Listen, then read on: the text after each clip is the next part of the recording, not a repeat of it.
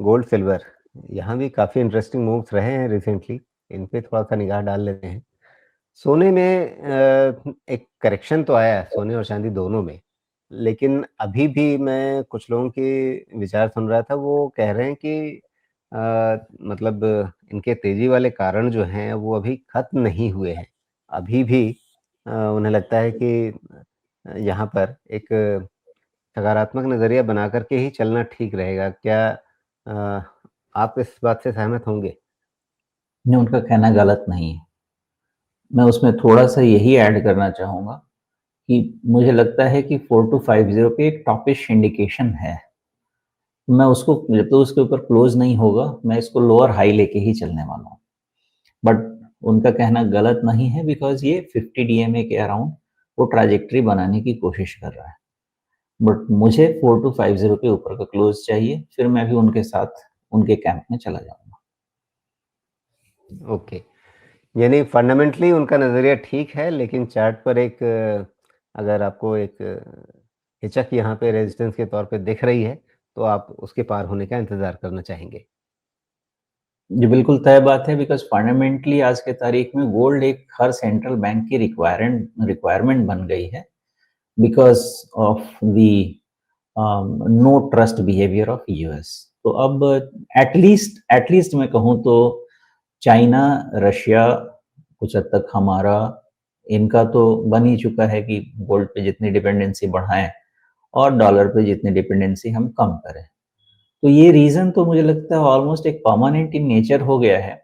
But ऐसा कोई desperate buying का अब सिचुएशन नहीं है बिकॉज़ बहुत सारा गोल्ड तो ऑलरेडी इकट्ठा कर लिया गया है। बट स्टिल इकट्ठा किया जाएगा बिकॉज़ एडिशनल जो सरप्लस है, वो यूएस ट्रेज़री में इन्वेस्ट करना लोग अब सेफ नहीं समझेंगे। वहाँ पे डिपेंडेंस कम करना चाहेंगे। जी।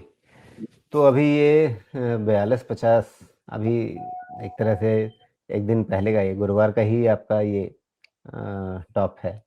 अ, अगर इंडियन प्राइसेज़ में देखा जाए तो मोटा-मोटी आप क्या कहेंगे? 127,900 के आसपास या 800 के आसपास किस तरह आएँगे? क्या इसे राउंड ऑफ करके एक 28 आप रखना चाहेंगे?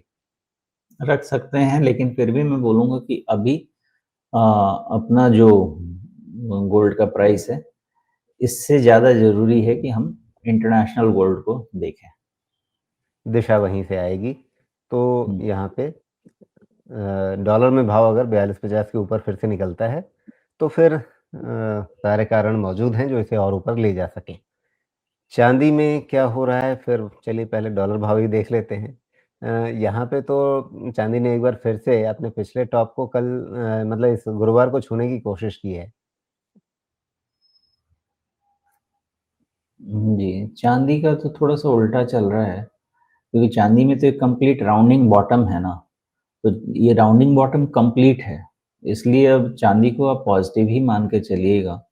थोड़ा-सा तो अब उसको कह सकते हैं कि थोड़ा-सा चाँदी और सोने का डीकपलिंग रह सकता है looking at the reason because सोना एक सेंट्रल बैंक की रिक्वायरमेंट बन गई है और चाँदी एक इंडस्ट्री की रिक्वायरमेंट बन गई है। तो दोनों में थोड़ा तो अलग चलेगा और चाँदी अभी भी यही कह रहा है कि इसका बॉटम बन चुका है। अब ट्रेड स्टैंड पॉइंट से मुझे पूछा जाए तो मैं तो यही कहूँगा कि $48 जब तक वो है, तब तक ये है और सम फाइन डे आपका $55 पे निकलना चाहिए।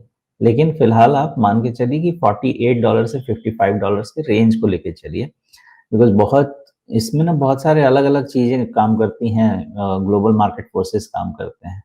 तो ये बाद में डबल टॉप बनेगा या राउंडिंग बॉटम का ब्रेकआउट होगा। जब तक हो नहीं जाएगा ना, तब तक हम डिसीज़न ले नहीं पाएँगे। एक कप बना है तो उसका हैंडल भी बनेगा क्या? वो हैंडल अगर बना तो फिर 55 निकलना चाहिए, $55 अगर वो हैंडल बना तो। जी। तो यहाँ भी मतलब बहुत नेगेटिव होने का कोई कारण नहीं है ये सोच के कि बहुत बढ़ गया है। तो रुपए में क्या करेंगे? रुपए में हालाँकि पिछला टॉप तो नहीं छू सके। शायद इस समय इसलिए कि जब पिछला टॉप बना था 170 के आसपास का, उस समय रुपए की हालत थोड़ी ज़्यादा नाज़ुक थी डॉलर के मुकाबले, हुँ। तो आप तो ये इसलिए प्रीवियस थोड़ा-सा टॉप अंतर पे आया। रखिए। हाँ, 1,70,000 का जो टॉप है उसको रखिए, जी। क्योंकि उस टॉप के ऊपर का क्लोज चाहिए ही चाहिए। हुँ, हुँ।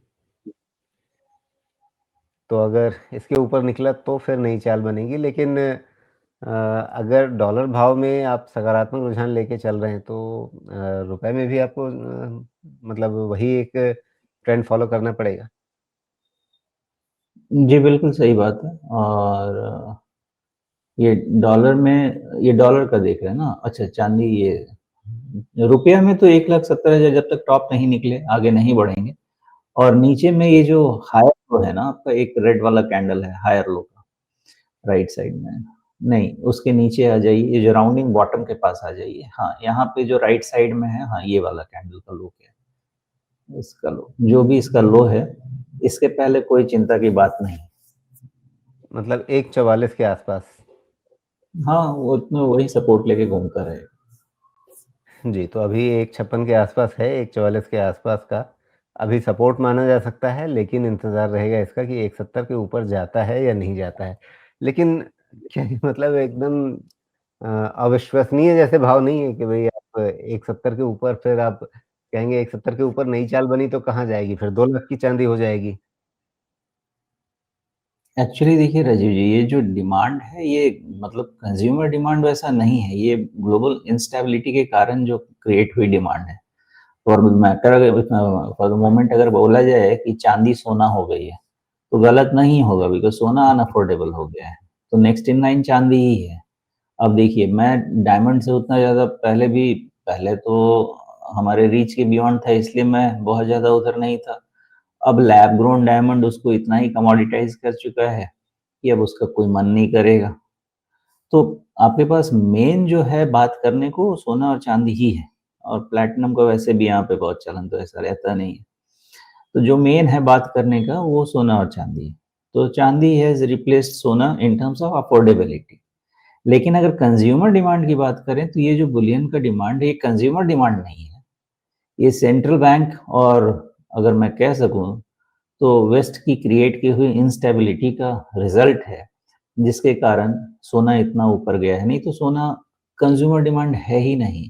इतना कोई भी इन्फ्लेशन प्लस 2% 3% की अगर बढ़ा प्राइस, तो बहुत है। कंज्यूमर इससे ज़्यादा प्राइस इंक्रीज़ सस्टेन नहीं कर सकता, डिमांड डिप्लीट हो जाएगी। ओके, जिसको हम प्राइस इलास्टिसिटी बोलते हैं। लेकिन यहाँ पे कंज्यूमर का डिमांड नहीं है, यहाँ पे सेंट्रल बैंक का डिमांड है, और वो मजबूरी वाली डिमांड है, because they don't have a choice, they are not left with any choice by the US कि तुमको वो करना ही है, नहीं तो तुम हमारे ट्रेजरी में इन्वेस्ट करो, हम उसको कभी भी जब्त कर सकते हैं और तुमको कहीं का नहीं छोड़ेंगे। And therefore gold is the need of central banks.